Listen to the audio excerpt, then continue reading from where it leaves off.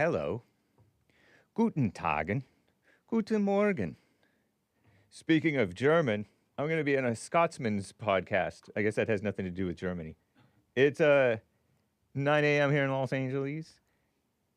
Monday, July 28th, AD 2025.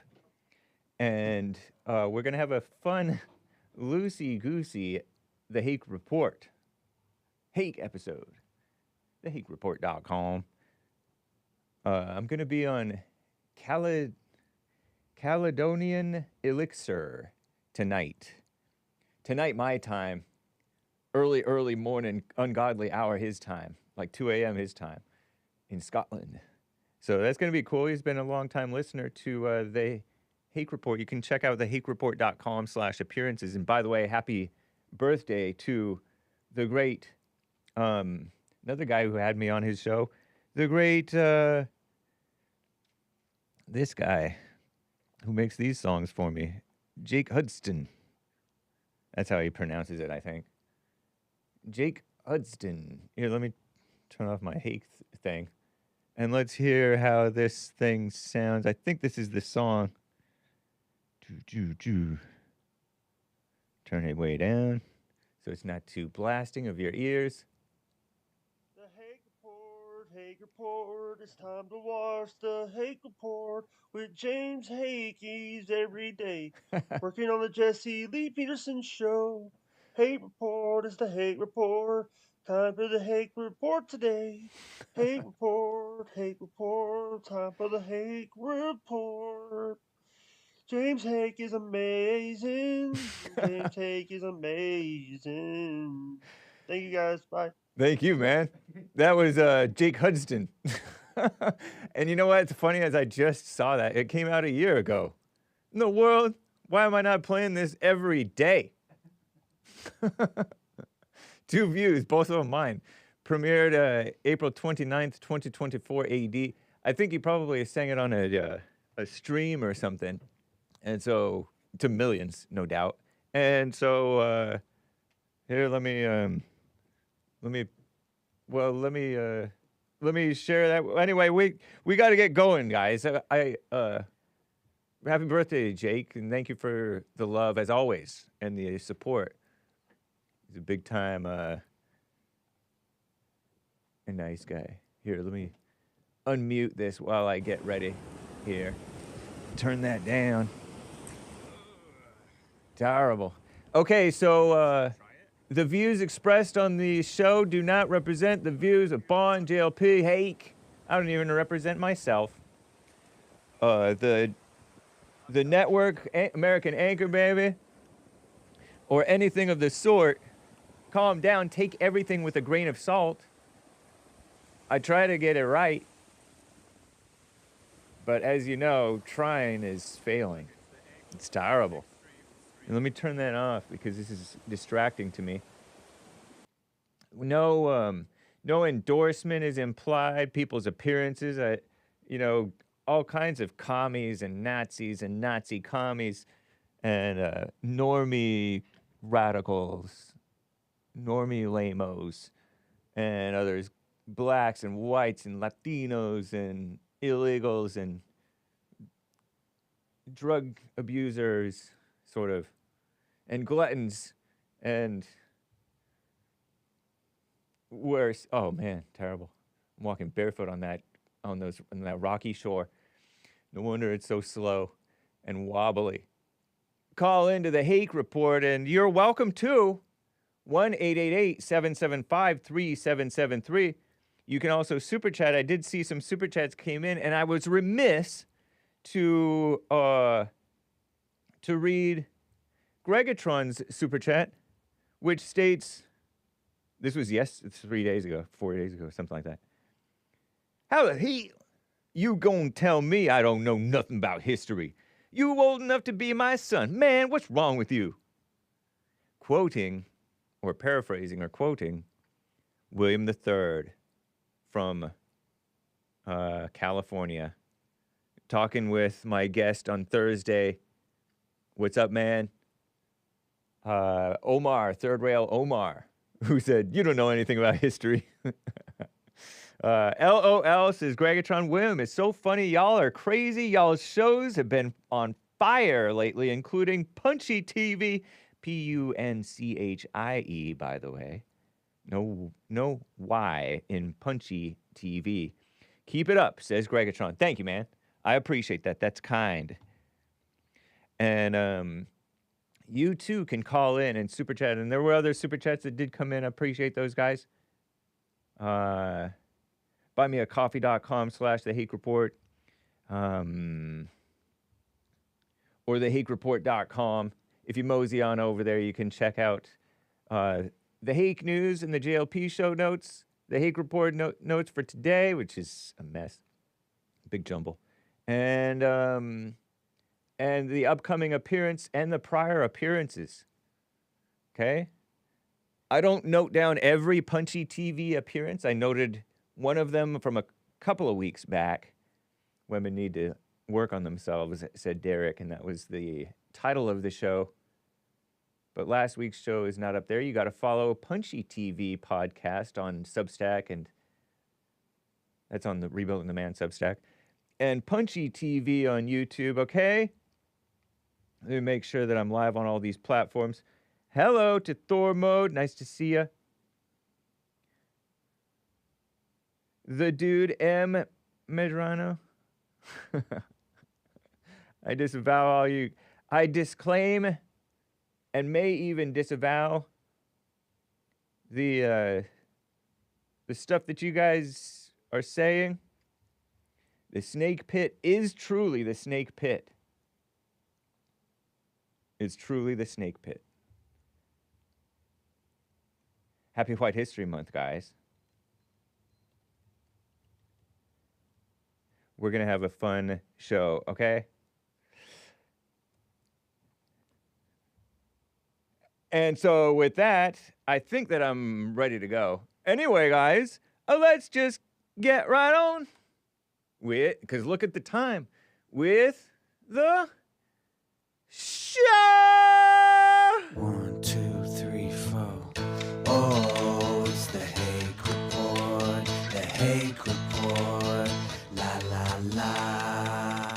Oh, it's the Hake Report, the Hake Report, la la la. Hey, guys! Oh, it's the Hake Report, the Hake Report, la la la. Oh, it's the Hake Report, the Hake Report, la la la. So, how you guys doing? I am fine. You like my shirt? I like it. It has sharks on it if you look closely. Even if you look from far away, if you have pretty good eyes, decent eyes. Many of you don't. That's okay. No judgment.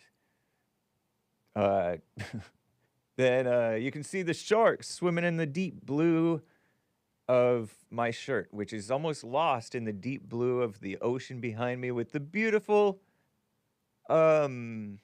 horizon, which proves the ball Earth. B-A-L-L, not B-A-A-L. We're not Earth worshippers or golden calf worshippers or idol worshippers. We're Christians. Just adjusting my mic so you can see Bond. Although Bond doesn't, Bond disclaims rightly, and I disclaim Bond from the views expressed on Hake by Hake, because I even disclaim Hake from me. Okay? Yeah, and also there's like little shark fins coming out of the water. Isn't that nice? I think it's cool. It's a button-up shirt. Yeah, the flat horizon proves the ball Earth. It just does. Let me show you real quick before I get to calls and super chats and other things that are supposedly so important, and they are. You matter to me. Let me show you. I drew it. I drew something. Oh, I know where it is. Here it is. I thought I had it. Did I put it in the super chats? No. I'm turning into a boomer. Maybe I shouldn't show it to you. Sort by date modified. How long ago was this? It might have been from actually a while ago. Oh, here it is. Okay. Check this out. Another drawing, another Hake drawing proving the ball Earth. Okay, so this is a horizon line. This is not a very good horizon line, but it is a horizon line. It's meant to symbolize a horizon if we're looking at that. It's a white paper and black ink, purportedly, drawing. And you see the sun, two images of the sun as it's going down. One has the sun more than halfway above the horizon, but less than halfway dipping below the horizon. And the other has the sun almost all the way dipped below the horizon, but a portion of the sun is above the horizon.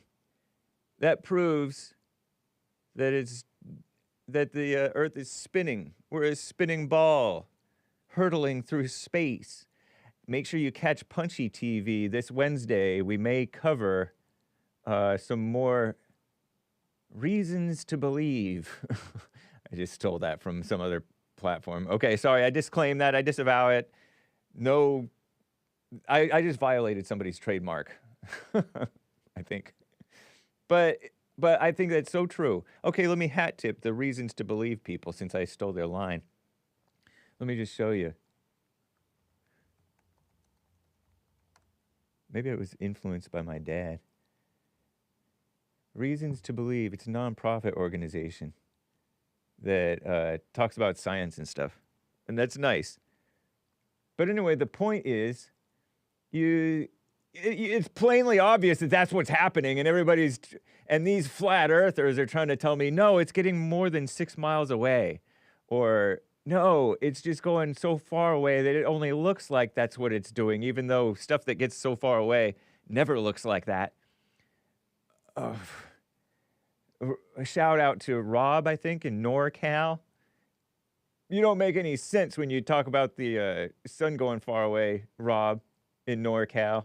But shout out to the flat earthers. You are welcome here, if you are welcome anywhere. Am I right? Okay. So, that was my little drawing. Little drawing demonstrating a sunset of a ball Earth, a BE sunset. Not FE, not flat Earth.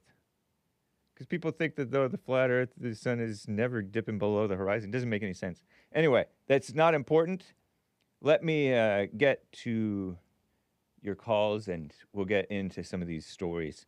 Crazy stuff going on in the world. Jermaine in Canada is on the line over here. Jermaine, thank you for calling and holding, man. What's up? Hey, Hank, how are you? Doing well. How about you? I'm doing fine today. Happy White History Month. Thank you. Same to you. Happy White History Month. Are you white? I forget. No, I'm black. Nice. Are you a foreigner black?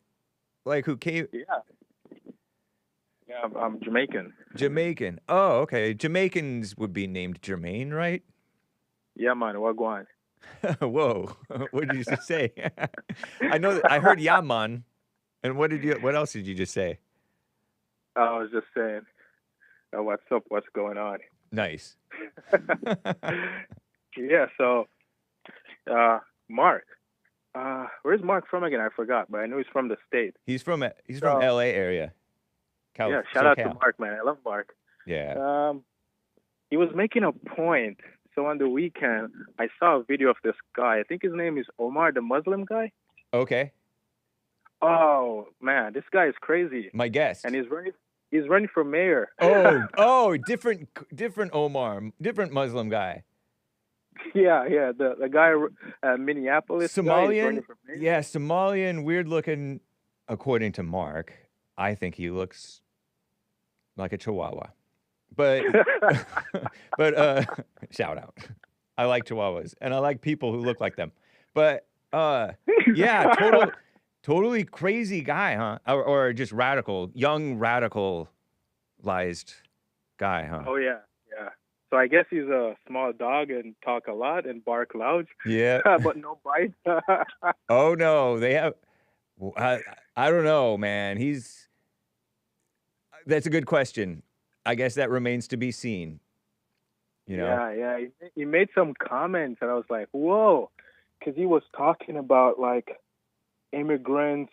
I think he was mostly referring to his kind of people because they were called terrorists, bombers, some stuff along that line. Okay.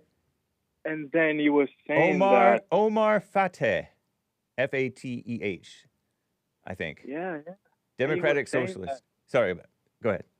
go ahead. Yeah. He was saying that immigrants and these type of people are not a threat to the American people or to society like white people are.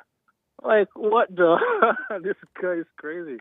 Yeah, you know what? Anchor Baby played that on his show. Like yeah, look at that, those wild eyes. He looks like he might be related to that beautiful lesbian gal from Chicago.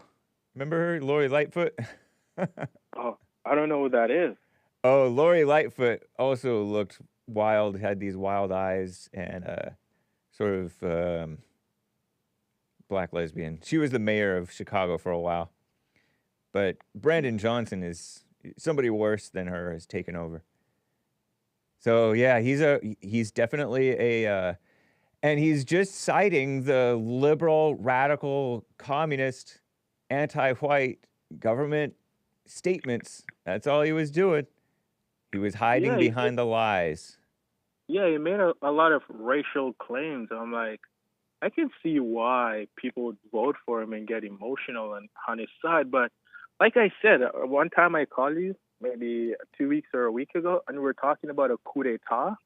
Yes. And I'm like, he's literally telling you that he's doing a coup d'etat right in front of your eyes. Yeah. Because when these people take over the country, they don't have the American belief. They don't believe in the Constitution and what America's built on, right? Right. So it's like they're taking over and they're going to open up the country for attack left and right. True. Because people are so emotional and they want to blame the racial victimhood and white people for oppressing them instead of taking responsibility. And I thought about it, like Jesse said he came off the plantation.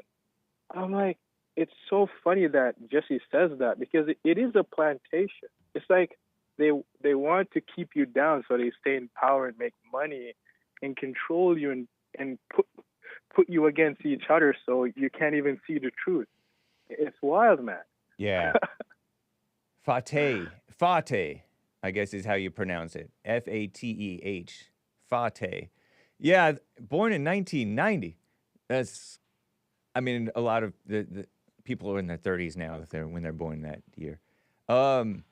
Totally.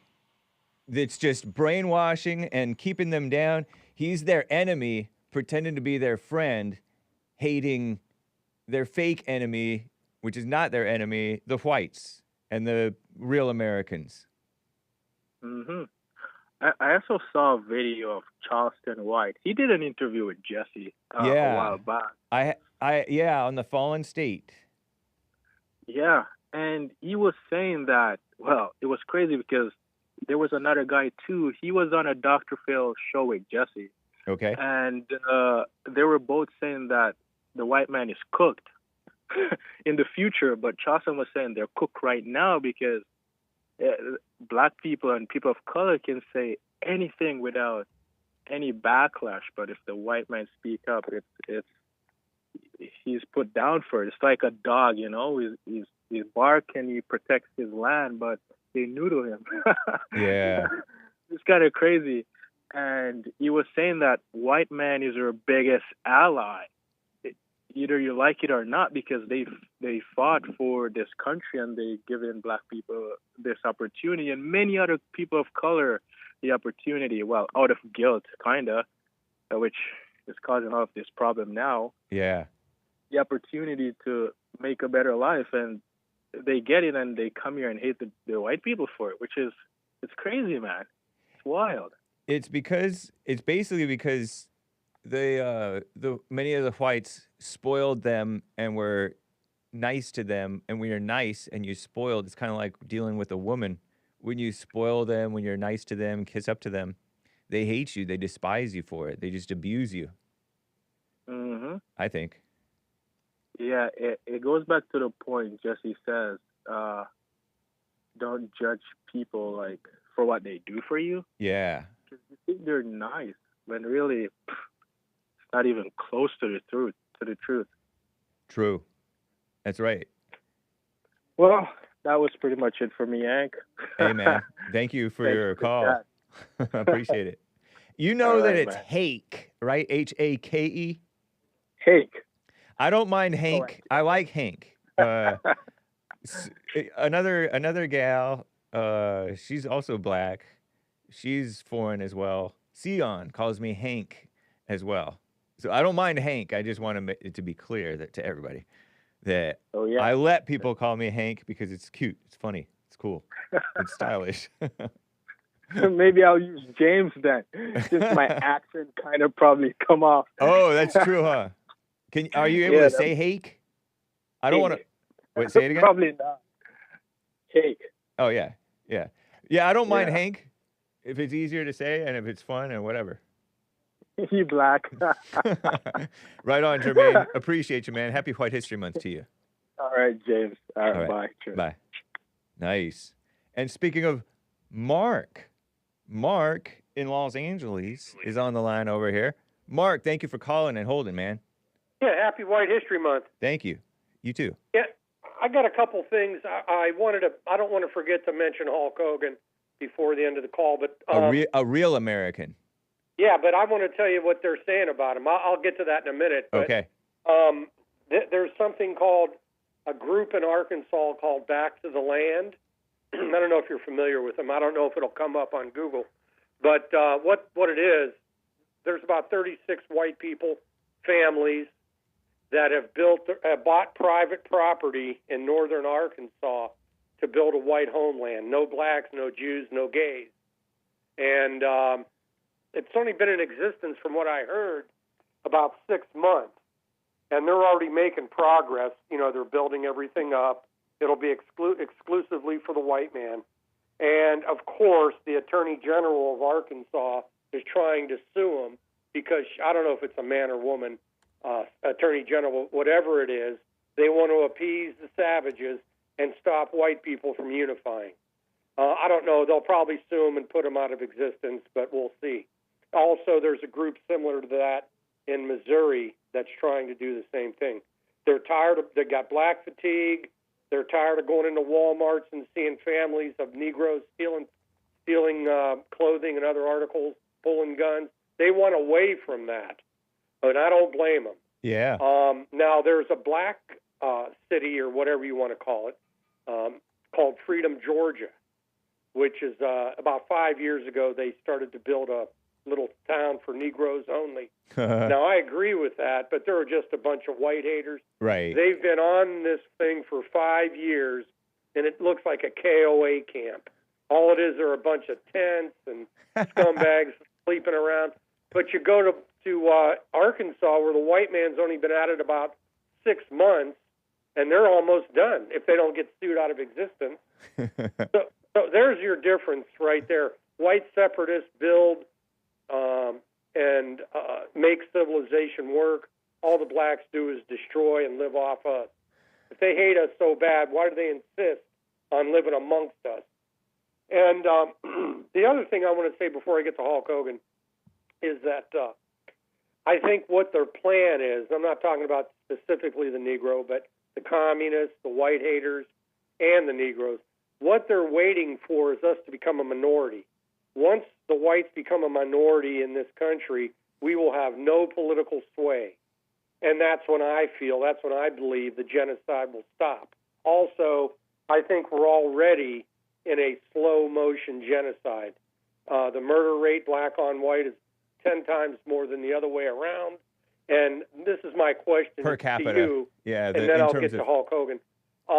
Yep. Do you believe do you believe there is a current slow motion genocide against whites in this country, actually in this world? Yeah, That's a yes or no. definitely. When you spiritually, they are all murderers. The people who are hating the whites, Right. and they love and celebrate, many of them, when a white gets killed. They even or those who don't celebrate it, they want to be a little bit more classy. They will justify the killing, or downplay the connection to the hate white people propaganda. Right. There's like a blindness upon the blacks and the other races, and upon the whites even, about what's really going on. And when people, I don't like the word genocide, but I do accept it, since Trump uses it and JLP uses it for the whites and stuff like that. I don't want to embrace a victim mindset, but it is, according to the definitions of genocide, when you're waning a population and replacing a population and stuff like that, which is what's happening to all these countries. That's what's happening. So then the answer is yes. You Yes. do believe slow motion genocide. Okay, that brings me to the next thing with Hulk Hogan. He at one point, I don't know how long ago, but in recent years, Hulk Hogan's daughter was going to marry a Negro. I don't know if you knew that. I don't think she did. I hope she didn't. I don't know. But anyway, Hulk Hogan really came out against it, and he used the N-word in a private conversation that somebody taped and put out there, where he didn't want her to marry an N-word. He didn't want her to be a single mom. He didn't want her to have a half-breed baby. And by the way, and I don't mean to divert, but just to let you know, one of the biggest turnoffs for white men who meet white women is if the white woman has a half-breed kid. That's a definite turnoff, and it's one way to keep all white men away. Even if the white woman who did this has a change of heart, she's already been cursed. Also, I mean, you're not even supposed to get with a woman who has kids, period. In the olden days, we wouldn't even get with a woman who had a kid. True, but if it's a half, but you're right. Like getting with, it's inviting more, even all the more trouble potentially. Right. So Hulk Hogan was a good man, and you should have saw the blacks on TikTok really hating on Hulk Hogan, celebrating his death. Wow. Simply because he didn't want his daughter to marry one of these savages. So they hate him for it. They hate him for it, just like they hate the whites in Arkansas, that all they want to do is to be left alone.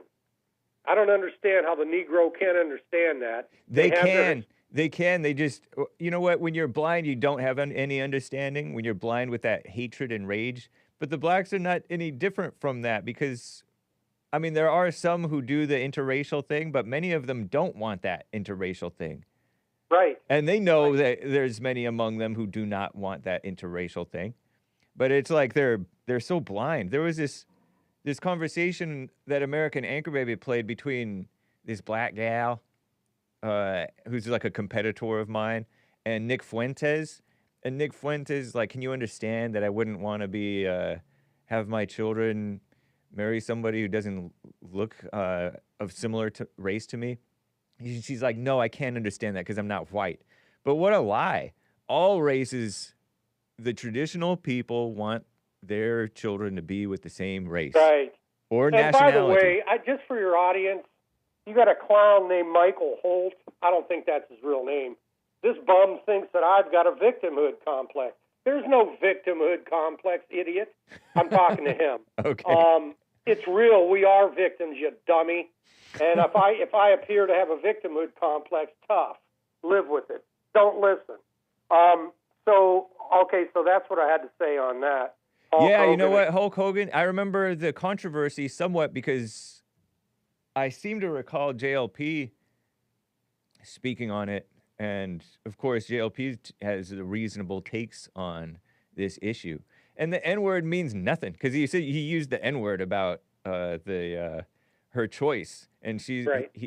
I read a purported quote on Friday, I guess it was, about what he said. And he said something like, if she's going to be with a big old black guy. He didn't say guy. Might as well be with an 8 foot tall, like pro athlete, somebody with money, not some random N-word. Right, exactly. And what really kind of amazes me, Yeah. now, I don't know if these people are black or white, but, you know, when I look at the comment section, I'm out of control. I'm contemptuous. I don't know what I'm talking about. All these bozos in this pit, you know, the monkey gallery or whatever, peanut gallery, they don't know what they're talking about. Again, I don't know what race they are. Yeah. I'd love to respond to all of them, but I can't. I'll pick out the most evil ones. Okay, and for my White Man's Hall of Fame for today, I wanted to enter, I think it's, oh gosh, wait a minute. Eldon Edwards, I think was his name. I think that was his name, Eldon Edwards. He was the Klan leader in the 50s. Very, very good man. Robert Shelton took his Klan post over in 61. Eldon Edwards, that's his name, Eldon Edwards. I wanted to put him in the Hall of Fame for the white man. Because Eldon Lee Edwards, 1909 to 1960, an Yeah. American KKK leader. Great man. You're really into this pro-white, save the white race movement. Well, this is White History When Month. did you get into it? Oh, I've been a racist since I was a kid. You know, when I was a kid growing up, they were burning all the cities down. Oh, I'm talking about the 60s. yeah. The Negroes, they were burning every major city was burned and destroyed in the 60s, and those same big cities today are run by blacks. Talking about Atlanta, although actually Atlanta didn't have any major race riots. Most That of the was major before race it riots had turned ugly. I mean, before it had, Atlanta wasn't the demographics that it is today. Right, and plus the white man had control. We had segregation, and we were able to protect our women and our children, and maybe that's why Atlanta or any other southern big city really didn't have any race riots in the 60s. They had them in the George Floyd days. In 2020, Atlanta had major problems. But my point is, after the riots in the 60s, the black power political machine took over. In Gary, Indiana, and Cleveland, Ohio in 67, they had their first black mayors. There was a mass exodus of whites from our major cities into the suburbs. And now, 60 years later, look at those cities. They're uninhabitable. They're unsafe to travel through. And now you've got white people in Arkansas, Missouri, and I'm sure there would be many other places if it wasn't for the civil rights laws. Communism, civil rights laws equals communism, because under the freedom of association, we could associate with whites only, and they have no business forcing these people on us. Local control, not centralized.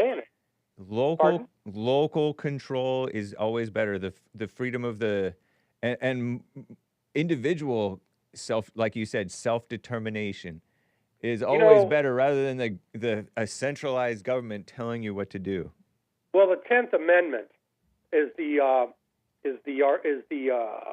unconstitutional aspect of the civil rights movement. They violated the 10th Amendment on voting, on immigration. If Alabama wanted to keep segregation, they had every right to do it, and all the other southern states. But now, for example, I don't know if you heard about this, in Chicago last week or the week before, a federal black woman judge appointed by Biden, meaning she's a communist, said that the federal government, the Justice Department, cannot sue the state of Illinois because they won't help ICE arrest illegals. I have that. No, but she said it was a 10th Amendment issue. The same Negroes who denounced the 10th Amendment are using it against white people. Yeah, the 10th Amendment says, like, anything that's not expressly written in the Constitution goes to the state's power, is what... That's why segregation was legal, constitutional, and it wasn't changed until 100 years after it was legalized. I think, and I could be wrong, but I think Plessy versus Ferguson, I'm not going to be 100% on that, but that's what allowed for segregation. This was a Biden judge who said this, and it was a black female. I read about this in Hake News this morning, and I was like, I don't know if this Lindsay person is a man or a woman, because Lindsey Graham. But I looked into it, and it's a black female, youngish, sort of radical Biden so-called judge. Demonic. Yeah. Is how I would describe her. I And all think the rest- so. You know what else she's done? I mean, this isn't even. She has a Wikipedia page. She wasn't even one of her rulings in 2023. She dismissed a lawsuit against a school district by a father, claiming his parental father's rights were violated under the 14th Amendment, alleging that the school facilitated his child's gender transition, and she threw out that lawsuit. So well, she's Satan. I mean, she's Satan. Yeah. Every judge that Biden appointed was a radical leftist and a white hater. And then I got another bozo here. I'm looking at a comment saying slow motion genocide, that's the way it works. And that's from our friend LL, the dummy. So they're admitting to their demonic evil. Is that Lady Lewis? Lady Lewis, whatever. It's probably a woman. No, it's probably a white woman. No, it's a black dude, or mixed black guy. I think. Have you met him? I or think has he's he part called? white. Anyway, we don't want to. I don't want to dox too much. I don't know if he's called or not. I think he might have, but. How would you know then? You're speculating. Oh, based on what he's told me. Yeah, but he's a snake. He'll lie. That's true, but anyway, I don't want to get too personal. I don't want to get into tit for tat with the chat. But he insulted me on the thing because I didn't call. Well, take it as a compliment. Oh, I did, yeah. And he didn't like it. But those and this bald man 54, another demon.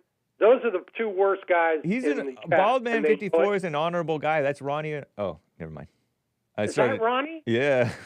Oh, I'm sorry. I thought Ronnie was a decent guy. Well, you know what? Back. I'll tell you one thing. When you read people's chats, yeah, it can be kind of an unmasking because they're saying stuff that they really feel, but the other thing is, you may be taking it more harshly than they mean it. No, I want to call them out on it. I get you, but don't you notice when you write something? I don't know if you've noticed, because when I'm texting with my girlfriend, if I had one, or my ex-girlfriend, if I had one, or whatever, if I'm texting it, it sounds so harsh. But if we're talking, she can feel the love. Well, I know, but if you're insulted in black and white, right? I don't know how else you can take it, and it doesn't hurt my feelings. In fact, I enjoy it. The people that hate me on the chat are the best ones. It's a thrill, huh? It is. And I'm really surprised and ashamed of Ronnie. If he is Bald Man 54, he's as evil and as rotten as that guy in Arizona. I take it all back, Ronnie. Now, if that's not you, I apologize. If that is you, no apologies necessary. Sorry, not sorry. Yeah. And let's see if I've got anything else. Okay, we got. So for the audio podcast listeners, there's a live chat going, and sometimes Mark and others happen to see stuff that's said in the live chat, and they respond to it, and it's a mess. Anyway. Yeah, well, what I do now is I call you from a landline phone. Nice. And I get my tablet so I can look at these clowns when they write in. Oh, and by the way, that last caller that you had, yeah, I like him. Good man. Shout out. JERMAINE. Yeah, a lot of those Jamaicans, they know what they're talking about. They're on point because they see through the ungrateful Black American thing. Well, you might be right. Yeah. Because Marcus Garvey, my favorite American Negro, he was Jamaican. Yep. Yeah, so they don't fall in with that thing, and they have tree jobs. And so, yeah, they are business people too. Yeah. Unlike many of them can be shysters, many of them can be criminals, but they don't. They're like immigrants, Many immigrants will take advantage of opportunities to work, make businesses. Whether it's honest or not is another story, but they are go-getters. They're hustlers. Yeah. Now, again, I wouldn't go to Jamaica on a vacation. Yeah. No way. It's just too risky. I know they're a cut above most of the Negroes, but they're still black. They still, oh yeah, they still are what they are. I remember when what's that woman's name in France? Le Pen. Okay, her father, when he went to Jamaica several years ago, I think he passed away, but him and his wife went there for a vacation, and the local Negroes tried to kill him in his hotel. He fought back, and he survived. But they're not as peaceful. I mean, they're, like I say, a cut above most blacks, but they're not anything great. And finally, I saw a stat on one of your competitors' show. 1 in 20 black males will commit murder in his life. 1 in 20. So, if Ronnie, if you're listening, bald man, explain it, buddy. Explain that, bald man, if that's you, Ronnie. I'm calling you out on this, Ronnie. If you're bald man 54, you got a lot of explaining to do. And that's all I got for you, Hake. It's a good show. God bless. And I look forward to hearing every day from you. And again, happy White History Month. You too, Mark. Thank you, sir. Have a good one. Bye-bye. All right, bye. I don't know about that number. Is it possibly true that 1 in 20 black men will commit murder in the USA? Oh, come on. I gotta ask Grok. Grok, help me out. Grok is liberal, so he's not necessarily a reliable source. Around here, HH stands for Hulk Hogan, not the other thing. We are Americans. I am a real American. Fight for what's right. Fight for the rights of every man. Okay, to claim that 1 in 20 black men in the U.S. will commit murder in their lifetime is not supported by reliable data. It appears to be an exaggeration, misinterpretation of crime statistics. They, according to the 2019, according to Grok, which is XAI, I think, company, FBI's 2019 UCR, Uniform Crime Reporting, black Americans accounted for 55.9% of homicide offenders whose race was known. Keywords there. They get away with murder more often too, though. Just look at their the demographics of the areas where the murder or homicide clearance rate is very low. Those are in blacker areas. Look into it. Correct me if I'm wrong, but I'm not wrong.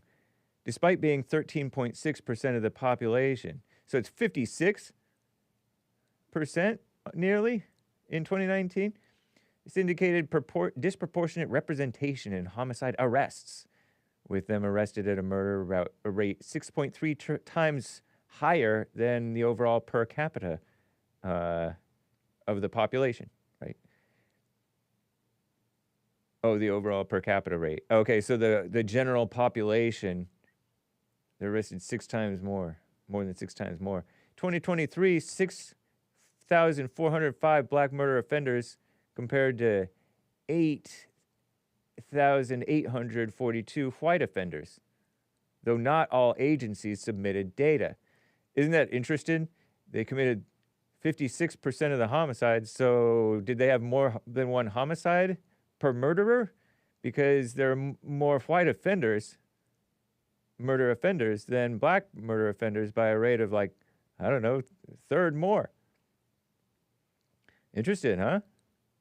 But again, not all agencies submitted data, which complicates the picture. Arrest rates don't equate to lifetime murder commission rates. Yeah, because you could be arrested and innocent, or you could be framed, which is the same thing, blah, blah, blah. The claim of 1 in 25% would imply 5% of black men commit murder, not substantiated by any comprehensive study. Blah, blah, blah, blah, blah. So that's the little thing. I don't know. A more realistic estimate comes from incarceration data, although many murderers walking free, disproportionately black. They're also disproportionately falsely convicted, I hear. Although many of the false convictions, I don't know if they're false convictions, you know. But many of them could well be. Bureau of Justice Statistics, black men incarcerated for homicide at a rate of 1,096 per 100,000. Per 100,000 what? Men who are in jail or out of jail, compared to 214 per 100,000 white men. Is that talking about the prison population, or is it talking about the overall population? It's got to be the prison population. That makes more sense to be the prison population, because the overall murder homicide rate of the general population is something like in the 30s or 40s or 50s max, maybe less than 30s. 30s is like high. I think it's 50s. I think the murder per 100,000 of the general yeah, okay. So anyway, of South Africa is like 56, which is as high nationwide of their nation as it is any of our worst cities, most of our worst cities. 1.1% of black men are incarcerated for homicide at any given time. Oh, whatever. Not 5%. It includes convictions, not just arrests. Lifetime risk calculations, tricky. Recidivism, age, other factors. No credible study. Okay, I don't know, whatever. I'm disclaiming both Grok, which is AI, and I'm disclaiming the competitor's number. So we don't know. But watch out.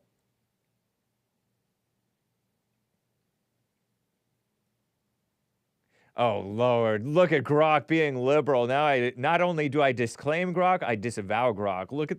And I don't disavow for the sake of the liberals or the channel, but I disavow that because it's ridiculous. They're saying poverty, unemployment, systemic inequality.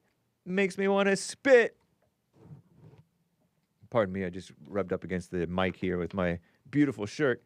Oops, I didn't mean to spit on you, Joe. Shout out. Terrible. Terrible. Peer-reviewed study. Be quiet.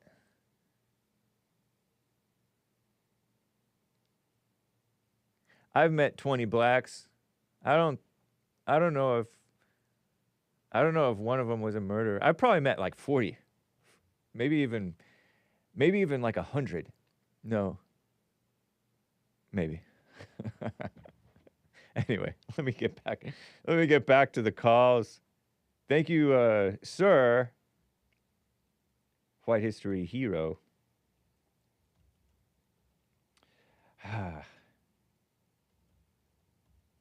Homicide fact check, please. By Grok. Liberal. Alan in Michigan is on the line over here. Alan, thank you for calling and holding, man. How you doing? Pretty good. Happy White History Month. Thank you. Same to you. Man, of course I haven't called in. I have to refer to something that Mark had brought up last week, and I was so busy with stuff I couldn't listen. I had to look at your broadcast later on. I appreciate it. In any case, he was talking about Nathan Bedford Forrest, and I don't believe in coincidences. It just so happened, non-coincidentally, that a week or two before, I received a publication, which shall remain nameless, that had two excellent articles about Nathan Bedford Forrest. And then Mark calls in and starts talking about it. I think this is not a coincidence. And I remember that time. I probably got about a decade on Mark, age-wise. But I remember when they moved the graves of Bedford Forrest and his wife and the monument out of the city park. Now, there is a law in Tennessee that you cannot do anything to these monuments or stuff. So you know what these scumbags did? Whoa. They went in, the city officials of Memphis went around the law by transferring the ownership of the park, which is valued at several $1 million, wow, to a private non-profit organization for $1,000. What? It was a shell corporation. Yeah. And then they said, well, it's private now. You no longer have to be subject to this law protecting monuments on public property. So what happened was, I think it was during the night, if I recall properly, Bedford Forrest stuff was moved. It was moved. And what happened was, it had a happy ending, because they got the bodies and the monument out of the park, but then the city officials were caught, and to avoid jail time for breaking 5 felony laws, they agreed to turn over the bodies to the Sons of the Confederate Veterans, and now they are in the at the national headquarters in Columbia, Tennessee, of the SCV. So it shows you how sometimes these wicked people, it looks like, oh well, they did something terrible, and it turns right around and bites them in the you know what. That's cool. More You know, power. that's another reason not to overreact and to remain calm and measured and be civilized, unlike these uncivilized people. Because, for one, it doesn't truly matter. It is symbolic, and it is a in-your-face takeover. They're trying to make you mad, and they succeed in many cases. But it's they end up looking foolish, and you can come out winning. You can come out winning. It's kind of like when Jesus died. The demons celebrated, but in the end, he wins and won. Yep. He's winning right now. I read the end of the book too. Nice. And as far as Mark, he was very good today. I always enjoy Mark. I'm sure we have disagreements, but I did want to mention one thing. Okay. Actually, two. He had mentioned famous people like Nathan Bedford Forrest and some of the people that I knew when I was growing up. Nathan Bedford Forrest was a Civil War guy, right? And yes, very famous general. Mm-hmm. A general, brilliant, okay. A brilliant man. Nice. Yeah, but I want to call out a couple of names.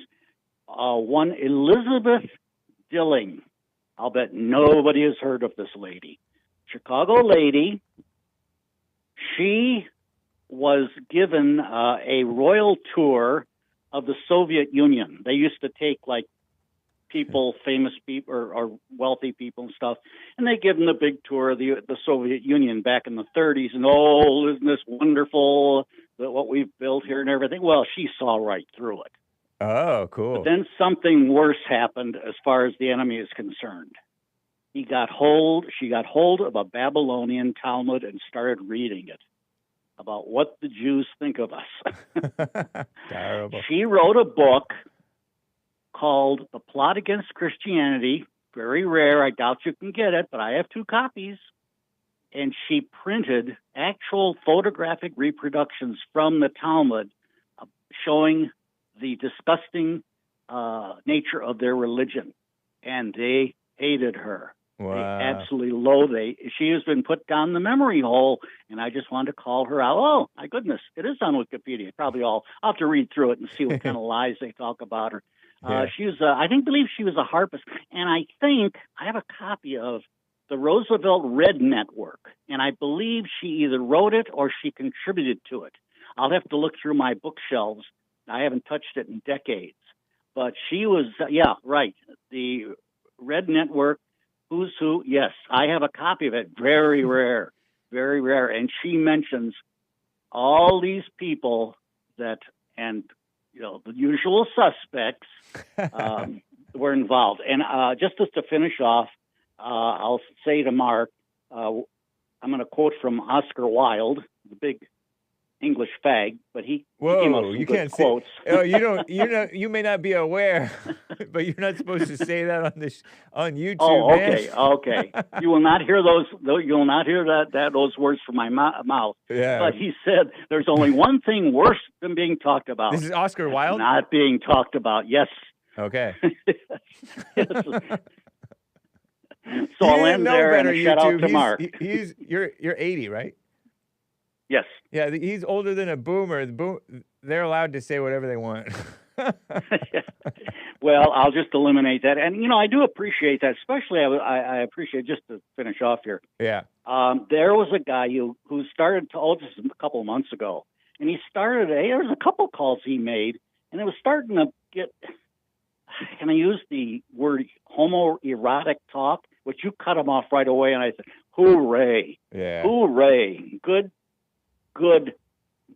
Cut these people off when they start, drifting into that kind of nonsense. Right. So, again, happy White History Month, and thank you, sir. thanks for taking the call. Appreciate it, as always. Take care. Okay, bye. Bye. Greggatron in the Midwest. Greggatron, thank you for calling and holding, man. How you doing? Hey, what's up, my G? Not much. How about you? What's good with you? All is well. Yes, I was sir. remiss to read your super chat that I forget when it was, but It I was glad to be able to Friday, get to it. Just for Friday. Yeah. Shout out Did to you read it William. yet, or Yeah, I just read called it. in? I read it at the beginning of the Oh. show, Okay, I'll check it out later. quoting Sweet. William the Third, Yes. as opposed to Yeah. William number 7. Nice. That's right. That's why I called in, man. Y'all shows are off the chain lately. Right? Good stuff. Yeah. From you, Nick, and Jesse. Like, y'all stuff is wild right now. Terrible. I'm at work listening. I'm like, dang, these people going in. Like, that stuff killed me when Omar and William were going at it. I was like, oh, man. Yep. And it It was, was so good. Yeah, go ahead. I had to rewind it when I got home that day. I was like, I got to rewatch this call. This stuff That's is how you were fire. able to repeat everything that he said, because you would have had to listen to it more than once to be able to remember, because they were You talking know? over each other. Yep. I think Omar couldn't hear him, or he couldn't hear Omar that well. There's a delay, too. Yeah. So That's funny, that's a man. big chunk of it. So as far as that little white nation they're trying to build, where is that again? Well, there's, I think, one in Arkansas and one in, let's see. I wonder if it's, oh no, hold up. Back to the Land Movement, Missouri and Arkansas? Yeah. Something like that. So about that, me personally, I'm okay with it. Well, here's the thing, right? So the pro-blacks, the blackity black people, they're saying, oh, this is so horrible, right? This is racist. This is so terrible. I'm like, wait, but the people who are against it, for one, they hate white people. Right. Two, they hate the white people even more if they think they're racist white people. That's right. So it's like, if y'all believe these are such racist white people, y'all should be perfectly okay with them having their own area. That way 'Cause you don't now have to you deal don't have with to them. deal with them. Exactly. I'm like, that's so a true. win-win, don't you think? But you're not And going to they get still find a clarity. way to complain. Yeah, it's kind of like a, I don't get it. yeah, it's like a scorned woman, or a vicious gay, or some Yeah. person who's just a hate viewer. Just they can't Yep. get away. They It's love like them you and can't live with these people. So these pro-black people, they treat white people as if they can't live with them, they can't live without them. hate them. Yeah, So it's like, what do y'all want? yeah, That, and my last point, as far as Mark goes, shout out to Mark. He just wants to defend his people, that's all. yeah. But as far as the chat goes, these people in the chat, they only behave the way they do because they know they're in the chat. And they know you're never going to meet these people in real life. Interesting. You know what I'm saying? It's like they're just sitting behind a laptop talking stuff. But they Yeah. know there's no repercussion because it's all digital. What can you do? So, Mark, don't take it personal. Good They're point. just trolls. Yeah, and they purposely, they like to get thrills out of seeing the people overreact to them in the comments. If you, Exactly. they say don't feed the trolls, and it's such Right. a good point, because when you feed them, they grab your hand and pull you in, metaphorically Pretty speaking. much. You get And they sucked know into an what argument, to say. They know what to say to get under certain people's skin. right? So they know what they're doing. So, Mark, don't fall for it. Yeah, Because you're playing into their hands, man. true. And And I'm that's- at work. I got to get back to work. all right, good to hear from you, Were man. you about to say something? Oh, just he gets a thrill out of them reacting to him and him reacting to them. And it's That's not right. it's not a civilized, honorable, dignified white man thing to be. He's getting thrills from provoking people and being provoked by them. So They know what they're doing. yeah.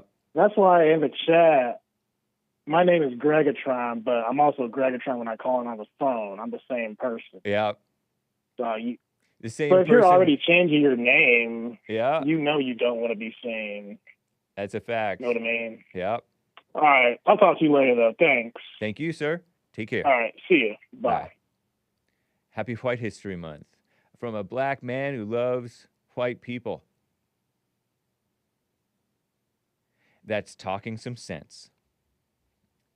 And William the Third, I believe, in California, is on the line here. William, thank you for calling. What's up? Man, how was your weekend? It was pretty good. It was fun. Thank you. Right on. I see you guys have some $7.89 gas down by Chinatown over there. Oh, I hadn't seen that. I seen it on the news. That's I was wild. Like, oh my God. Well, they closed the last two refineries like idiots in Wow. California. You know, the one up in Richmond and then the one in LA. They've gone now. And it's just you know, that's just them trying to make you have an electric car, mandating things on people. But what a call by the one and only Greggatron. Indeed. Yeah, G with a Master G with the double E. Greggatron. Smart guy too. Yeah, he is. He's Smart guy. he's always been a bit different. He sort Beyond of his years. Yeah, he's separated from the hype. Mm-hmm. Yeah. He doesn't get sucked in that much that I've ever And seen. he's right about this. You know, Mark doesn't. You know, the chat. It's kind of crazy because he did point out something. You know, you're a troll when you change your name 3 or 4 times. Yeah. You know, he's. You know, only G with 2 double E's would recognize that, and it's kind of crazy how you have a group of people that just absolutely hate your show, but Yeah. they're still there. True. You know. So Mark is definitely one of my favorite callers. Can I give my contribution to White History Month? Sure. And since it's Ladies Monday, I think, what do you guys call it? Ladies something? Female Monday on the Female JLP Monday. show. Let's give a shout out to the beautiful Elizabeth Taylor. Oh my God, what a knockout! She is was pretty, huh? She's She gone was now. a Huh? good-looking woman. Yeah, she was good-looking woman. Yeah, been married. Was enough she the time. one who's also sang, or am I confusing her with somebody else? I think she sang a little bit. She's, you know, very talented. She was a very talented lady. Yeah. You know, white lady, beautiful woman. She was a brunette, right? Dark brown hair, sort of? Yeah. English American actress. Dame Elizabeth Rosamond Taylor, 1932 to Yeah. 2011. I didn't realize she lived Yeah. there.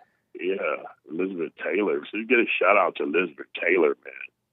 Just her presence was just pure class. What a beautiful woman. Nice. And let's go with the next one. I want to go with Joe DiMaggio. Hey, that's a baseball player, right? Or a football player or something? Baseball. Nice. Pull up his bio. He's yeah. a magnificent man. I didn't know he looked like Stand-up. that. I've known this name since I was a kid. Stand-up Joe guy. DiMaggio. 1914 to 1999. Oh, he's from he was born in Martinez, California. Up Yep. there, NorCal. Mm-hmm. Hollywood, Florida, he died. Went to, I think, same high school as O.J. Simpson, Galileo High School, San Francisco. They put out champions over there, huh? They put out champions at Galileo. Val, Washington, St. Ignatius. But yeah, he went to Galileo, and I think he was the Yankees, wasn't it? Yeah, it looks like it. New York, I'm seeing. Yeah. His outfit, his uniform. Yeah, stand-up guy. Cool. Good I don't know if the restaurant's open anymore. It was DiMaggio's. It may be closed. Oh, A lot that's off of him, huh? So he was. That's a Italian name, isn't it? Yeah. Okay. Near Fisherman's Wharf. Born DiMaggio. Giuseppe Born Giuseppe Giuseppe. Paolo DiMaggio. DiMaggio. Yeah. We'll Yeah, a lot call of him those. White. That works for me. Well, a lot of those steakhouses, I don't know if you've been up here lately, a lot of those steakhouses along the wharf, Mayor Aliotto's Steakhouse, DiMaggio, a lot of these places, sadly, have been closed recently with the impact of the pandemic and crime and defunding the police and Yeah. redistributing and all of that kind What of a crap. shame. And these restaurants have been open over like 100 years. This is crazy. It is Yeah. crazy. Yeah. And his wife, she was hot too. Yeah, I saw that. I saw and I'm like, hey, what's this? When I That's was his wife. looking at the images, she looks like an actress. Oh no, maybe that's Marilyn Monroe. That is Marilyn Monroe. Whoa. Power couple. You married her? Yeah. Whoa. He took care of the funeral. I mean, they weren't together when she died, but Okay. she had all that other stuff with the Kennedys going and some movie director. She kind of hopped around and wasn't very happy all the time. Yeah. And she appeared on screen. There was obviously some emotional problems, but through thick and thin, after she passed away, even though they were not living together at the time when she passed, and I don't know if they were even divorced, but maybe I think they may have been divorced. But I think he stepped up and took care of the funeral. Wow. That reminds me of that other baseball player who was with Jennifer Lopez. Totally different situation. I mean, maybe not as classy, right? But was that Alex Rodriguez? I think so. A-Rod. Yeah. Yeah, she had a wardrobe malfunction in Poland somewhere. Was that recent? At her concert. Yeah, Terrible. recently. Yeah. Dress fell off something. I don't know. What a mess. I know.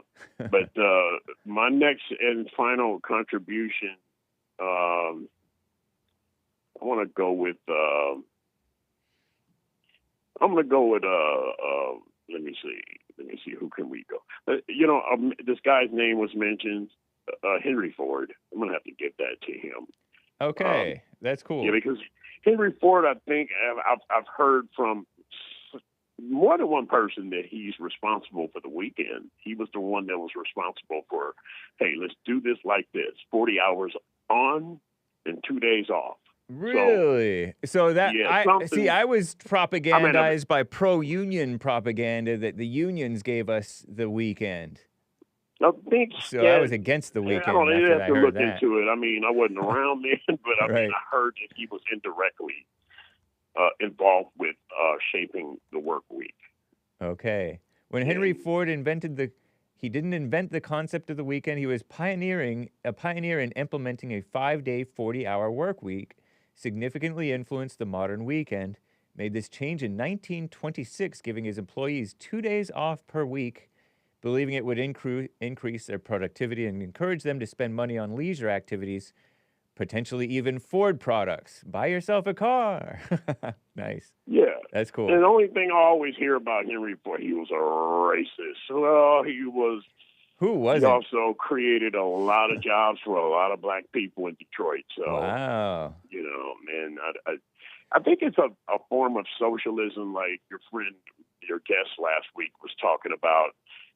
You always hear this from the blacks and non-whites, is that they have something against people that have billions of dollars and create companies and stuff like that. It's like, is that a sin? You're right. It is sort of a socialist brainwashing. It's a socialist thing, man. Yep. It's like you want other people's stuff. Stop it. You know, they get tax breaks. Again, we went over this before. Big companies and corporations get tax breaks because what, James? They supply jobs and careers for families. Yeah. So you get a tax break, or they do. And if you overtax them, what happens? They leave the country. They go overseas. Trump is bringing that back. Yeah. So Henry Ford. Nice, man. Yeah. Looks like Trump is winning all the way around. I see he slapped Columbia upside their head, Columbia University. They're paying up. They're going to have to give up their DEI woke programs. And I heard that who's next is Harvard. And he's going to keep going with all these universities and schools. And DEI and woke and all of the victim stuff is playing out. As you can see, the television shows are getting canceled, and networks are being merged with different companies. And he's in Scotland. I think he was in Scotland. Did he open up a new golf course? Somebody said that he's taking a few days off in Scotland, or I think it's Scotland. One of those. Inspect a golf course or something. And golfing and golf course. And I'm like, that'll do him good, and that'll do the country good. Because I think that he was Trump, inspecting a golf course. I think he recently built one or had bought one. I don't know. That's his game. He likes to play golf. As everybody knows, Trump's always into health. Right. Getting older, but he's never taken a drink, cigarette, joint, or anything in his life. So nice. He's into his body. Yeah. And not that young of a guy anymore. True. But that sounds pretty accurate, what you were reading about the black crime, because they only represent not even 14% of the population. And you have to think about, where are the blacks? The blacks are always in major cities, blue states. Yeah. Even if the state is red, the city's blue, that's where the blacks pretty much live. The rural parts of this country is pretty much white. Now, if you go down to Alabama, Mississippi, Louisiana, Texas, you might find some blacks in the rural areas still. True. But for the most part, blacks live in cities. That's right. And they're overrepresented. I think that's over the top to be that many of the people in the country and be responsible for that many murders. But then again, who's DOJ and FBI wrote that up? What year was that? And in general, even when a Trump, Biden, was that him? It could have been Biden. It could have been even Trump. Because listen, the deep state, if you will, the established bureaucracies lean far left liberal, no matter who's president. Yeah, so it doesn't even matter. Yeah. And then a lot of times there's a lot of murders that are not solved or even reported. They're not thinking about that. Yep. But what a great White History Month it's been. I have to really admit, it's been really good. People with their great contributions. Yeah. And it's a shout out to everybody. And it convinces me that if white people were to push their history, they would be choking Black history out. It'd be in any other ethnic group, it would just choke them out, because they built this. They really did build this, Yeah. But I would be remiss not to. I love your word remiss, but I'd be remiss to not mention something that came across at the end of your show last Friday. Beautiful Rick. Who doesn't like Rick? Rick is loved by all. He's a good person. Rick's a good man. He pointed something out that made me think about this over the weekend towards the end of the show, because you only gave him a minute. So I think we need to get him on the phone. Yeah. He pointed out that, of course, the guy in Florida that got hit upside the head by the police in the car, the window busted. Yes. Professor Crump jumped on it immediately. But then Rick turned around and said something that I never thought about in about 2 or 3 months. Carmelo Anthony. Why didn't Professor Crump jump on that case? I don't know. Good question, Rick. Yeah. Something there. Good question, Rick. Interesting, man. Crump, he's, that anything black on white or white on black, he's there. Right. I don't know. Something to look out for. We'll wait and see. See if there's any reasoning that comes out of there. There is. I've seen that violent act in Cincinnati, Ohio. I don't even want to see it again. The mob beating. Yeah, it's terrible. I saw it on the Jesse Lee Peterson show. It was like some event, and then blacks were in the street attacking and recording and hooting and hollering When women too. middle-aged white man, I guess. He was maybe young And middle-aged. then one of the black guys knocked out a girl. Right, at the end. his woman or wife, or And I don't know if they it's were related, but kind of hard to look at and to hear them celebrate that. But I want to hear from Rick because I think they thought Carmelo Anthony was their big one that they were looking. They're looking for one. They're looking for something to flip this country around like crazy and go bananas on. Carmelo Anthony, I told you that was not going to be the one. I don't even think the one in Jacksonville is either. But we'll see. But Yeah. that was horrible to see something like that. And before I get off, I'm convinced. Okay, we've heard from Greggatron. I think Tony tried to call in. Are you guys really boycotting White History Month? What's going on? Where the blacks at, man? they'll be back for Men's History Month. Oh, we're going to have a good month then. We're going to have a good men's. They might want to boycott that because they're going to be overloaded with men, real men. Mays might call during Men's History Month. I don't know. We'll find out. Where are all these people at, man? I mean, that's horrible if you guys are boycotting. Golly. That's funny. But, hey, I'll let you, yeah, it is funny. I'll let you go ahead and let's see if we can get Rick a little earlier today. I hope so. Thanks, man. Take care. All right, take care. Bye. Some super chats, guys. Over on pilled.net, Prairie Fire. What's up, man? Or woman? Don't want to dox. I don't dox people's genders. People's gender. Thank you for the notification windows. Prairie Fire says Ford also supplied both sides in World War II. That's a good businessman. The International Henry Ford. I love it. Because he wrote a book called The International, I heard, that he wrote a book called The International Jew? Something like that? I don't know. But anyway, he was like a interesting guy. Is that him too? Yeah, there's his Model T trucks. There was some movie in like the 80s or maybe perhaps early 90s, but I think it was probably 80s and maybe earlier than that. Henry Ford movie. 1995, The Shadow of Hate. No, it wasn't anything about that. The Man in the Machine?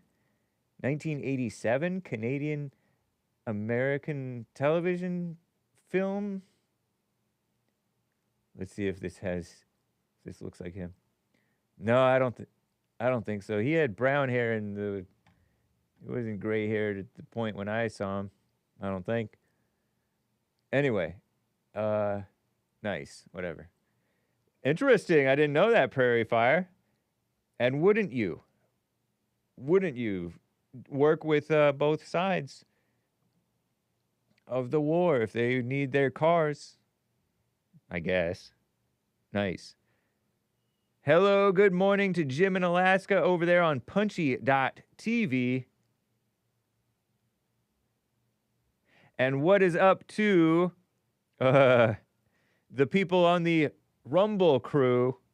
Age of Inversion, Dustin Cross, Son of Liberty, Buddy 1205, Pastor Chatelet rated the stream. Thank you, sir, as always.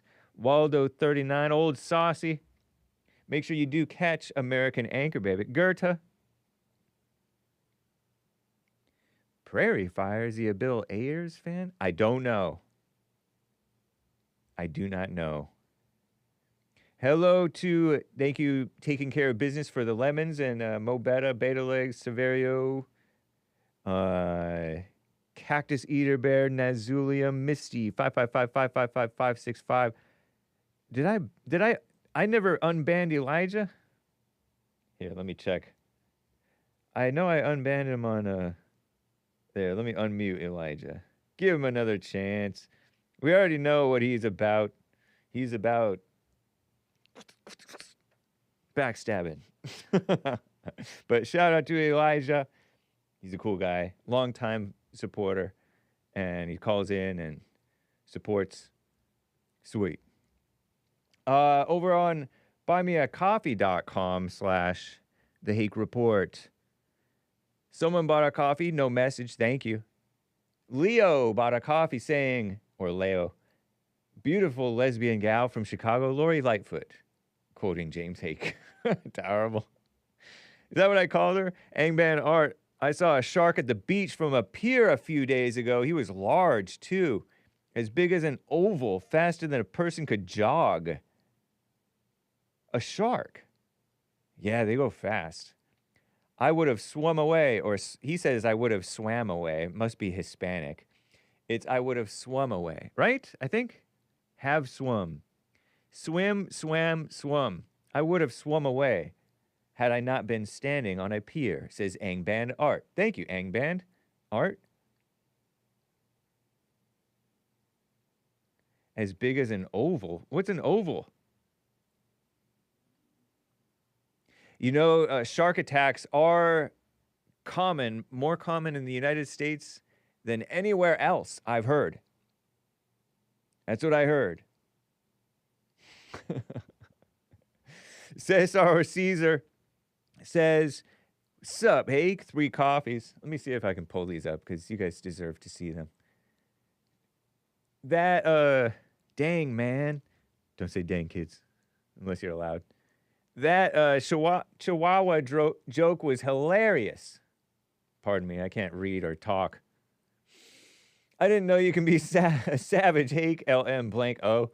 Regarding the Immigration Act, LM blank O is laughing my off. Regarding the Immigration Act from 1965 that you brought up last Friday, did you know one of the 2 key figures who drafted it was a Jew. LOL. Lots of laughs. It's interesting because I had a feeling a Jew was behind it. Don't ask me why. No, I didn't. I had heard that. I didn't know it was only one of them. Another reason, the 60s, and you know what? A Kennedy was also in support of it. I shake my head. Those Irish. Shout out. It's interesting because I had a feeling a Jew was behind it. Don't ask why. Another reason, the 60s were a detriment to America. Indeed, man. My job, which has to do with road mapping after a disaster, is taking me to Kerr County in Texas. That's where they had the flood.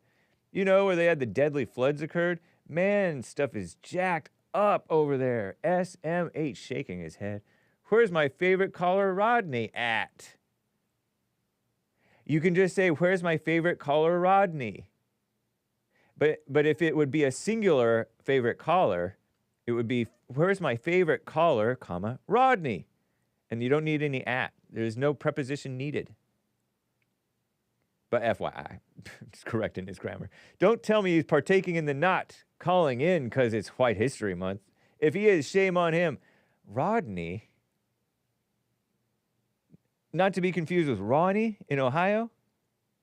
Are you talking about Ronnie in Ohio? I think he might be talking. It's been so long, Ronnie, he might have forgotten how your name is spelled. Happy White History Month. Mark voice, by the way, LOL. That's all from me. Hake, have a great week, everyone. Cool sunglasses and Latino celebration hands emoji or light skin. Thank you, Cesar or Caesar, for your 3 coffees, as always. Fun, friendly, informative, and interesting, and not afraid of the spice. Not afraid of the spice. That's the Hart-Cellars Act. Hart-Cellars? I'm probably butchering the spelling. Hart-Cellar Act.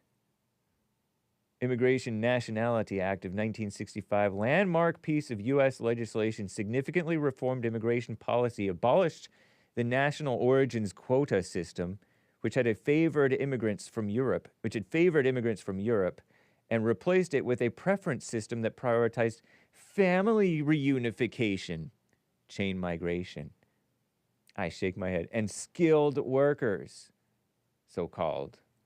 This led to a major shift in the demographics of immigration to the United States, with increased numbers of immigrants from Asia, Africa, and Latin America, all the skilled people. Pfft. I mean, Asians sometimes. What a mess. Why are you doing this to me, computer? Talking to me. Quit yapping. Abolition of the national origins quota system established in the 20s, limited immigration severely from countries outside of Western Europe. Hart-Cellar Act eliminated this discriminatory system and made it indiscriminate. Indiscriminate is not good, oftentimes. They called it racist. I first learned about this from a woman who was liberal, who was on the Jesse Lee Peterson show years ago. And then later I learned about it from the Jew blamers and haters. Before Trump came along, or maybe right around the same time as Trump, instead of national origins, favored immigrants based on family permanent residence, gave priority to skilled workers, particularly in fields of science, technology, and medicine, so-called. The act resulted in a more diverse population, which they said that it wouldn't. They lied. Just outright bald-faced lying. With significant immigration from Asia, Africa, and Latin America. Intended to promote a more diverse and equitable immigration system, communist buzzwords. It also led to increased illegal immigration. Whoa! As the demand for immigrant labor, they call it, continued while legal avenues for entry were restricted.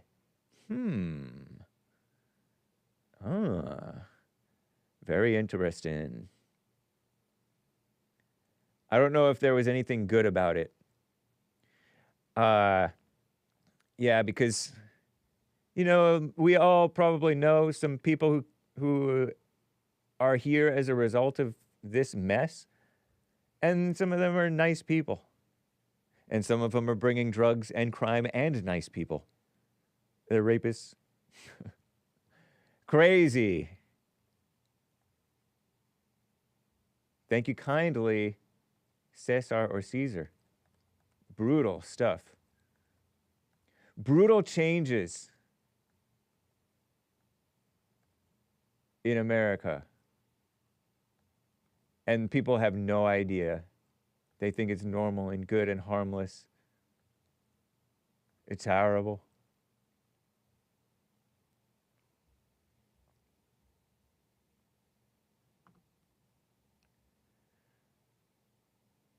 Okay, so I mentioned that I have some stories to get to. Before I get to your calls, I showed you guys that black female so-called judge. Let me make sure that I have all this down. I want to make sure that I'm caught up. So I got that super from Pilled. Henry Ford, right? And then I got the supers from Coffees. And then another coffee, Hart-Cellar, Hart-Cellar Act.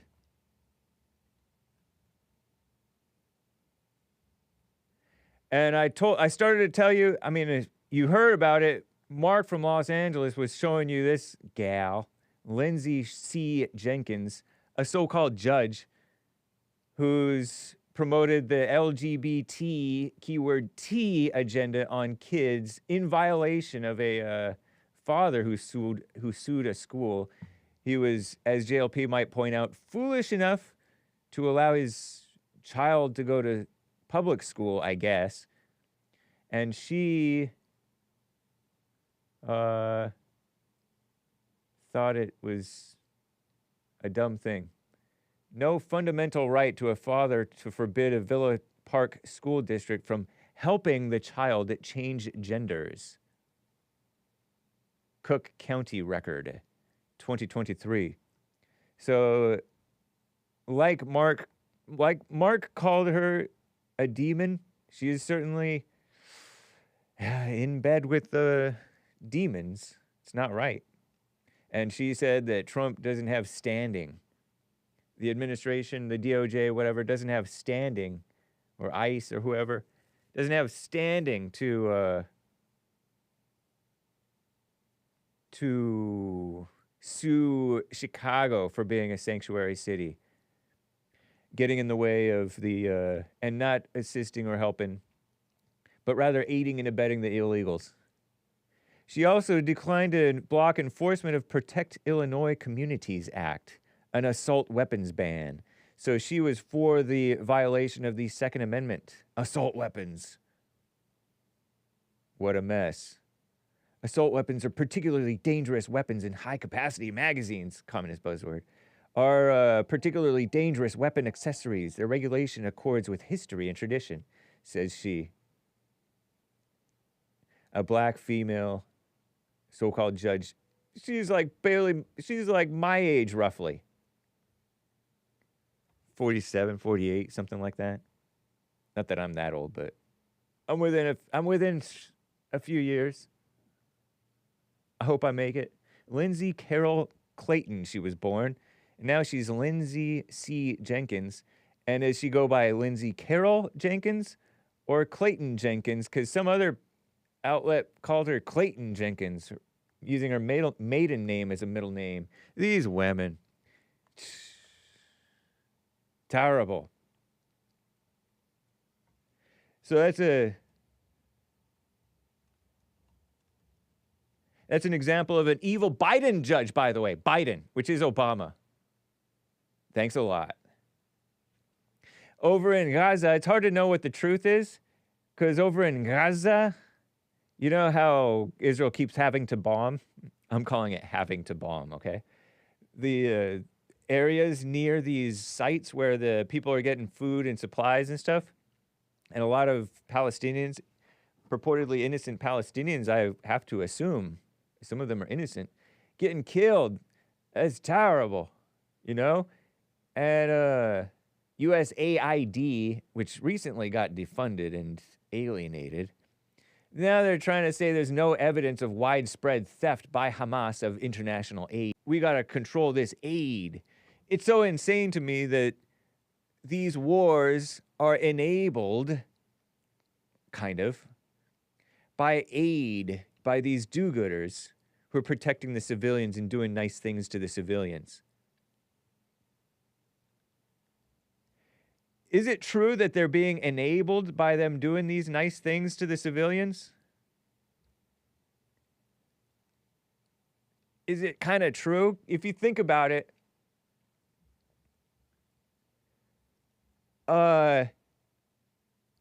would Hamas have the people's support if they were just left to starve and these aid people didn't come in with their do-gooder stuff?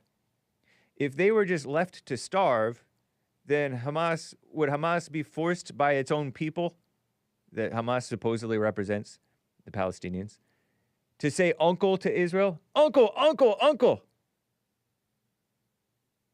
I'm starving. Are they enabling war, these do-gooders? You want some food? No, LOL, have a bomb. Says Mina. Mina, you make these Israelis sound so, yes, vicious, but also funny. And she loves Israel. And so do I. Israel started Hamas, says Eli, which I don't know if that's true, but I know that they were funded.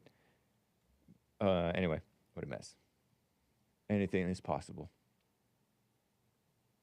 Terrible. But it's interesting. Okay, let me get to another. There's so much other news, but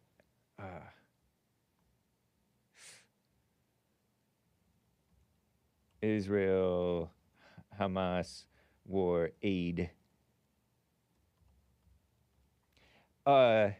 Before I get to back to your calls, which I will, have faith. 1-888-775-3773. Popcorn. Thump Keg bought a coffee. As the month of July comes to an end, I'd like to highlight and nominate John Brown as a White History Month hero. John Brown, Maze's favorite white. As Dr. King famously said, if a man has not discovered something he will die for, he isn't fit to live, says Dr. King. Really? That doesn't even make sense.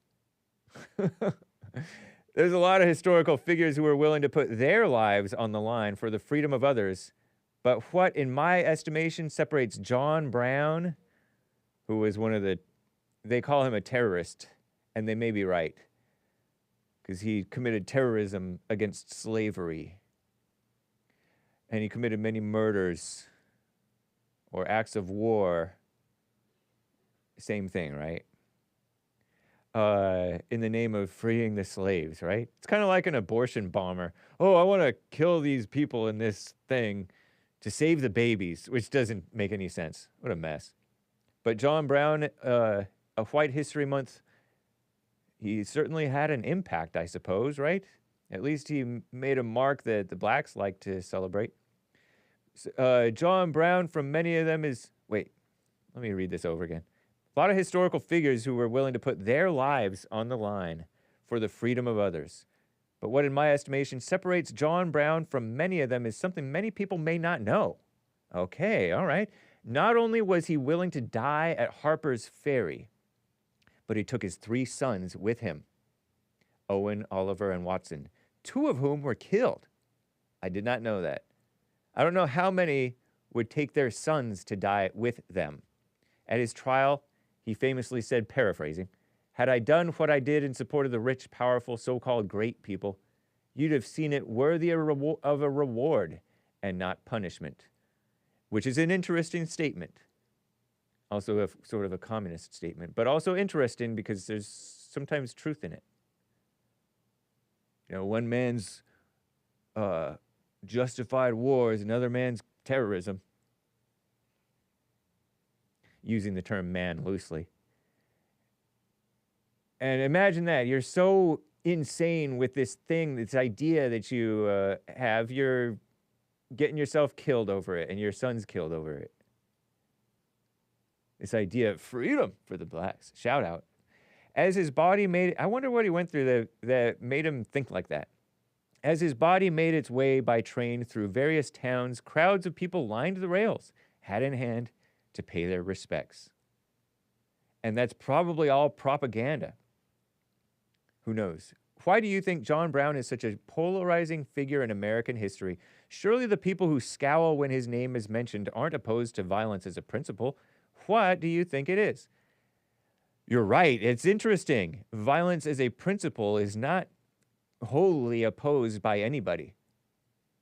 Everybody has exceptions to when they think violence is justified.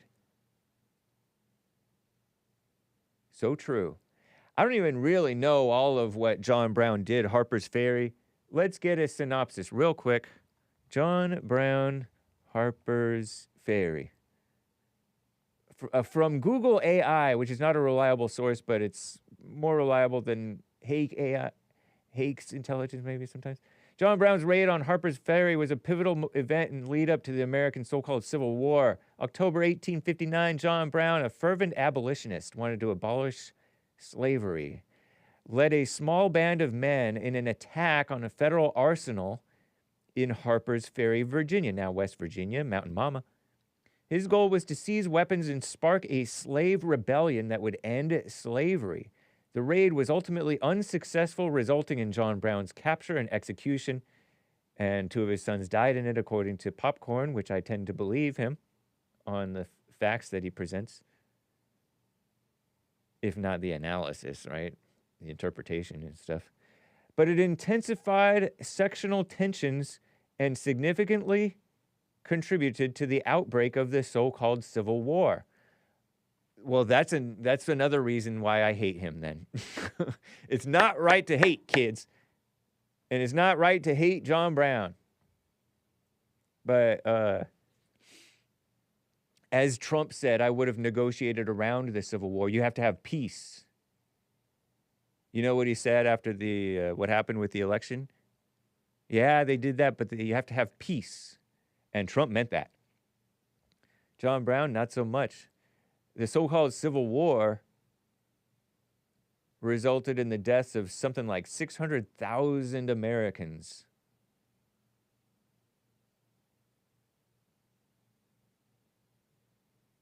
What a mess.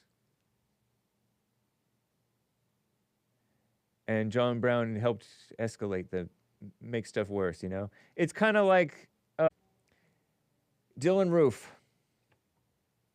Dylan Roof was concerned not for blacks, but for white women who were getting R-worded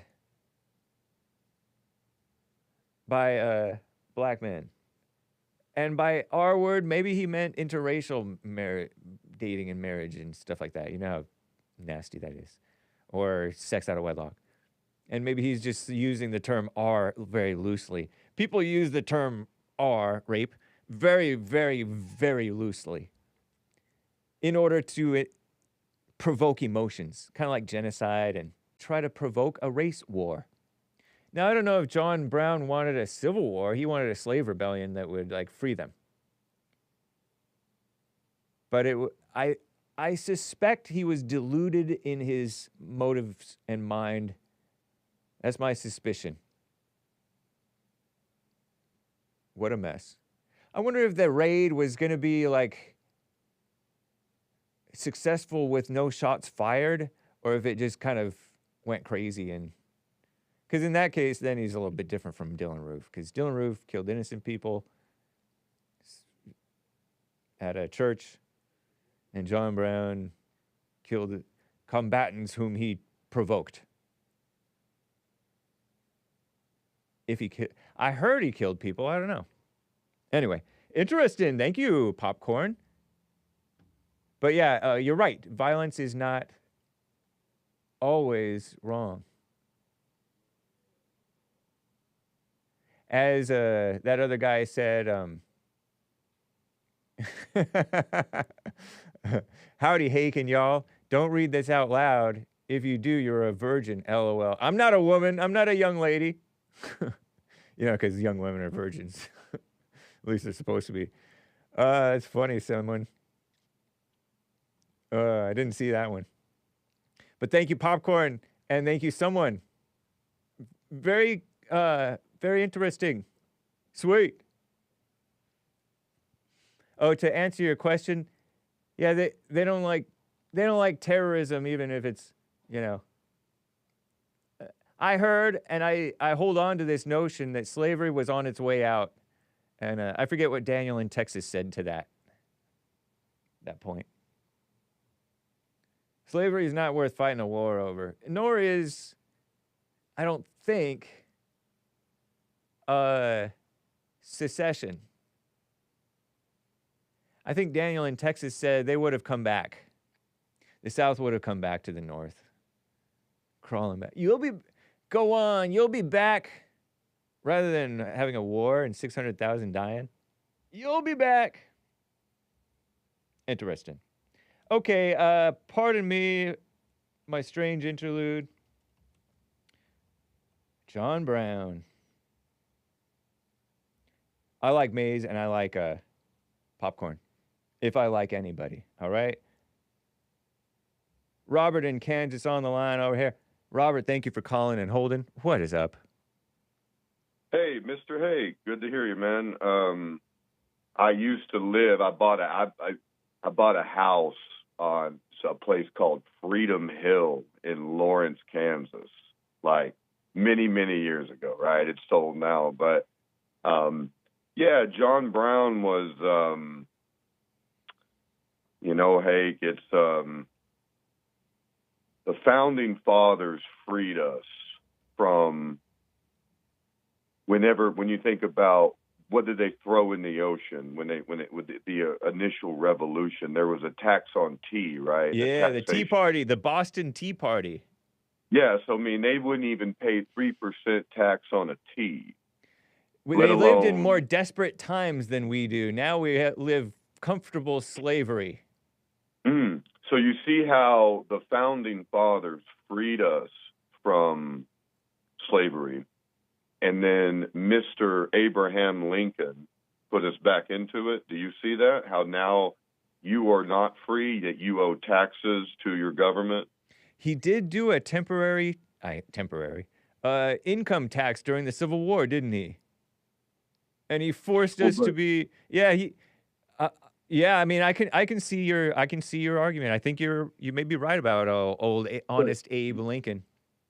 Well, but do you see how the founding fathers, George Washington or Jefferson or whoever, I mean, all those guys, right? Whatever. Do you see how a living man did not owe taxation on his property, his income, Nice. anything that was actually his? Yeah. Right? Whether you're white, black, brown, yellow, don't matter. You didn't owe the government for something that was yours. That's right. And then, because the founding fathers freed us from this slavery, they bring back in their agent, Abraham Lincoln, the bankers of Europe that were not able to tax the American people. They bring him in, and his buddy John Brown and all the rest of these Jews. John Brown was friends with Abe Lincoln? Never mind. We're getting sidetracked. You might not have been literal. Go ahead. And then they So teach you're you saying in history, Abe Lincoln and John Brown were Jewish? I'm saying that they work for Jewish bankers, yes, Oh, in okay. Europe. All right. The Jewish bankers. Don't we that all? are- What's wrong with that? Well, Anyway. Our founding fathers got us away from them momentarily. And then, of course, you have the Civil War. They bring back in when they say it's about slavery, hey, yes, it's about making everybody a slave. Yeah. You don't own anything. You pay property tax on your house. Or you get it Right? taken away and thrown in jail or something. There you go. Yeah. And so, brother, it was, they tell you this double speak these guys use, where they're Terrible. like, yeah, it was about slavery. Yeah, it was about making all of us slaves again, because we had escaped the slavery of the kings of Europe, and then they put us back under it, the bankers. So now you're a tax cattle. Free range slavery, right? Much more efficient. Yeah. So, yeah, that John Brown guy was just an agent of the bank, and he's burning in hell forever. Hey, Oh, I don't know. that's what Maybe he repented. nah, man, that guy is I'm pure not. evil, and hey, maybe I don't know, But thank you for Well, the insight. I appreciate it, man. yeah, but yeah, it's just it's double speak. They say it was about slavery, and it was about putting you all back into slavery so that you owe somebody for just living. Yeah. That's what it was. So, good job, guys. You're real smart. Yeah. Bro, are you the best flat earther there is? Some might say. Hey, I think there might be a genius about you, brother, where like your opposition to it. Like if you just, here's what, I used to get mad at you because you would disagree with me. Right. And now I'm like, no, I want Hake to keep it up. Like, you should be the most anti-flat earth guy there ever was. Right. And then if you're just proven flat earth, though, like everything you do, What you resist persists. hey, it's kind of like a double edge, right? Yep. That you kind of are saying, no, it's not real, guys. I'm going to disprove it. But hey, that's how all of us flat earthers start out, bro. We say to ourselves, this is the dumbest thing ever. And then we start trying to disprove it. And then eventually you get enough film, enough footage, enough measurement, enough actual observation that then you're like, well, damn. Or, I mean, dang, maybe it is not what they tell us at least. Yeah. And so cool. yeah, bro, hey, I think it's, listen, bro, I didn't even know how smart you were. I think it's brilliant that you just be absolutely anti-flat earth. Just you, and then you just show, I see it on your screen now, bro. I see what you're showing. Yeah. Then you just show that. And I think it's genius, bro. If you did it on purpose, Hake, if you just didn't fall into it, then, I mean, dude, it is a genius point of view. It's a super good position where you're just like, no, it's totally fake. And then you just become the best flat earther that there ever was, dude. Because Thank you, just man. show us You're like disproven flat Earth, right? It's good to hear from you, man. Take care. Kaya in North Carolina on the line over here. Kaya, thank you for calling and holding. Happy White History Month. Hi, James. Happy White History Month. Thanks for taking my call. Of course. Thank you for calling. This isn't why I called, but do you know if flat earthers believe in space or they do not believe in space either? They tend to say that space is fake, that it's the waters above the dome. It's the water above the dome. Yeah, so there's ether up there. It's water or ether or something. All right. Yeah. Well, I'm sorry I asked. I was calling in. Oh, yes, I had a white history moment, someone I wanted to recognize. No one knows him, but his name's Timothy Noble. He was my first boss back in Killeen, Texas. I worked at a men's clothing store called The Edge. And he had purchased The Edge from someone else that used to be called Playman. I don't know if I want to fully dox, even though you just did everything that you're saying. You're giving so much detail. Is he gone at least? Well, the detail. Is he dead? I don't think so. But the detail just plays into why I wanted to recognize him, and the reason is because he was a regular schmegular white man who bought a store, built it up, put it in 2 cities. He used, some would say, discriminatory practices in his hiring, whereas he had standards. You had to be attractive, a woman. He only hired men, typically to manage the women. He had a really clear, simple vision on how to do business. He taught me everything about customer service, taking pride in my work. He treated everybody the same, but if you performed well, he showed favoritism, and it all just worked. And it seems like that's the way that you should manage a store, the way it was my first job 20-something years ago, and he's still to this day the best boss I ever had. So more so, I just want to recognize that he was an all-American guy, making money and helping other people make money and doing it in a way that was pretty based. That's cool. Shout out wherever he may be. Yeah. Yeah. And shout out to Mark, my favorite caller. Right on. He's your favorite. 100%. Isn't it refreshing when a man just plunges forward, trudges forward, speaking his mind? Is that why? Yes, it is, and it's also because he doesn't waver. It's not, maybe it's stubborn, I don't know, but the fact that he stands on the same position and he's not afraid to defend that position, and I agree with most of what he says, even when it's kind of outlandish. I understand where he's coming from, and I enjoy his point of view.